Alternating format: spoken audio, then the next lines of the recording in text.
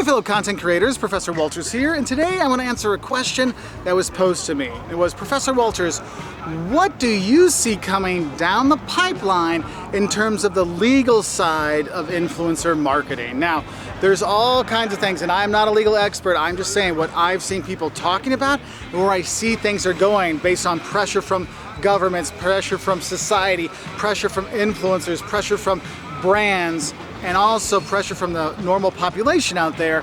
There's kind of three things that I see coming in the future on the legal side of things. One, I think you're gonna have enhanced disclosure requirements. You know, right now in the US, you have to put like, oh, hashtag ad, hashtag sponsored, or you know, you have to click the little button in YouTube saying, oh yes, this is sponsored content.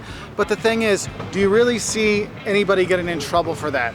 Not really if they don't put it in there. And I think what you're going to see is more like enhanced measures like, no, you really have to say this. You really have to say what the company was or you know, what they did for you or what all is sponsored, what is part of this, because people are starting not to trust social media because you're not sure, is it an ad or is it a real review? And so therefore it's important to disclose, I received this iPhone 99X from Apple to review it. Like, you'd like to know that, because if Apple sends it to you, you know, if Apple's giving you a phone, you're gonna say nice things because you want them to send you another phone. And you're gonna say nice things about the Xbox, so they send you another Xbox. However, if you buy it on your own, you feel like you can say anything you want. So that's why there's this kind of importance that the transparency is there. So just more transparency with the disclosure requirements for sponsored posts, paid placement, these kind of things.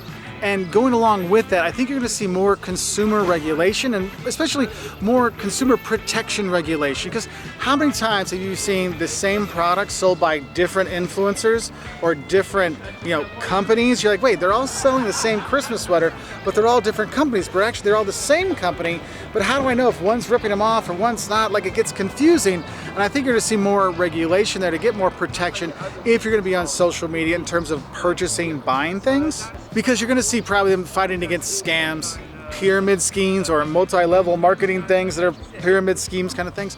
I think you're going to see more kind of protection for consumers out there, because you know what? When a lot of people get all their news from social media, they don't know necessarily what's the real news and not news and all these kind of things.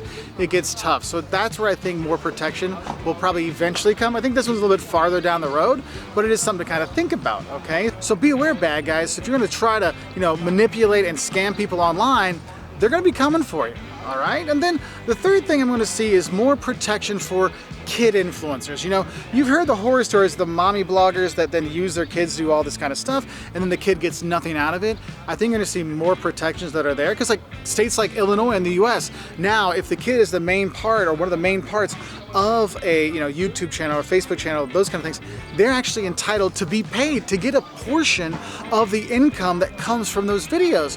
Whereas a lot of times the parents kept everything. Think back to Macaulay Culkin, you know, Home Alone. Oh, his parents took all of his money, basically. At least that's the legend that's out there, and there was not protection for him. So now they have laws out there that protect child actors. You're gonna see more of those protections for child actors or child influencers that are out there, that they're protected and they get money when they turn 18 or older. Like, I don't know what's gonna happen in that respect, but I feel that there's gonna be more protections for them. So what are some other legal aspects you hope come, or you think are gonna come in the influencer realm?